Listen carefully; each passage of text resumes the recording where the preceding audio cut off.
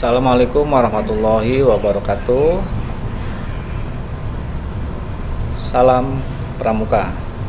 Halo adik-adik, bagaimana kabar kalian? Semoga kalian masih diberikan kesehatan, masih semangat dalam belajar, walaupun kalian belajar dengan jarak jauh atau dengan cara online. Untuk itu kalian tetap selalu giat melakukan pembelajaran yang diberikan oleh Bapak Ibu guru sekolah. Baik, pada pertemuan kali ini saya akan memberikan materi kepramukaan mengenai sejarah kepramukaan, baik sejarah pramuka di dunia, di Indonesia, bahkan khususnya kalian sebagai pelajar Pramuka Penggalang harus mengetahui bagaimana adanya kepramukaan dengan adanya sejarah kepramukaan.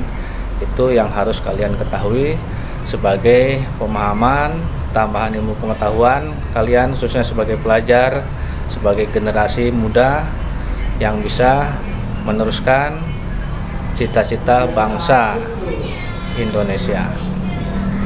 Baik, sejarah kepramukaan di internasional atau di dunia dipelopori oleh seorang yang bernama Robert Baden-Powell, kelahiran tahun 1907. Kemudian dari pramuka dunia kita harus kenal juga kepanduan atau kepramukaan yang ada di Indonesia.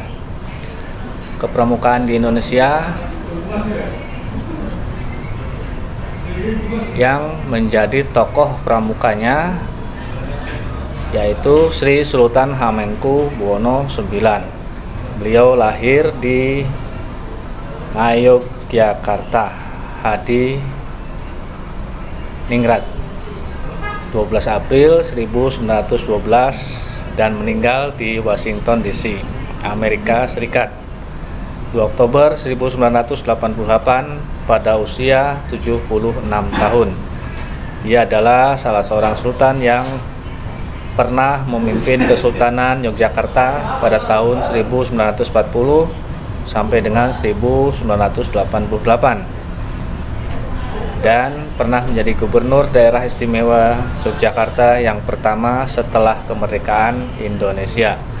Ia pernah menjabat sebagai wakil presiden Indonesia yang kedua antara tahun 1973 hingga 1978.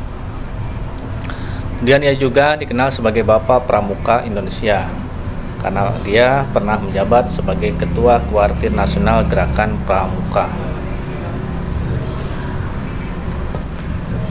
Sejarah kepramukaan di Indonesia. Sejarah lahirnya Gerakan Pramuka di Indonesia bermula pada masa di mana Indonesia dijajah oleh Belanda.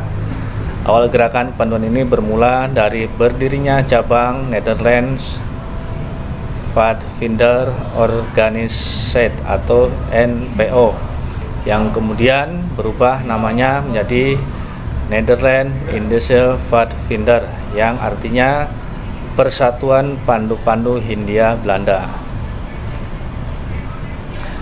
Awal gerakan kepanduan ini bermula dari berdirinya cabang Nederland Pathfinder Organisatie atau NPO yang kemudian berubah namanya menjadi Nederland Indische Pathfinder yang artinya Persatuan Pandu-Pandu Hindia Belanda.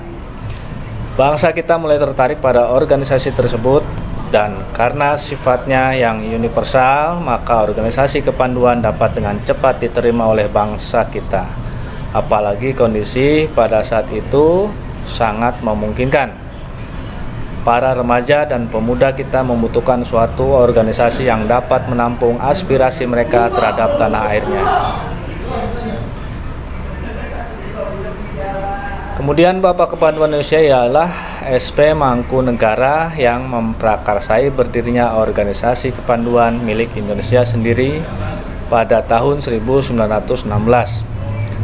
Pada masa Jepang, gerakan ini dibubarkan karena pihak Jepang tidak menginginkan adanya sebuah organisasi yang dibuat tanpa ikut campur tangan Jepang.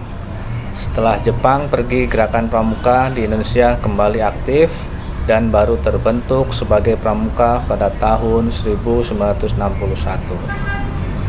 Baik, itu saja yang dapat saya sampaikan. Semoga adik sekalian bisa memahami apa yang saya sampaikan. Ini sebagai pengetahuan tambahan bagi kalian. Semoga dapat bermanfaat bagi kalian di kemudian hari. Terima kasih atas perhatiannya. Wassalamualaikum warahmatullahi wabarakatuh. Salam pramuka.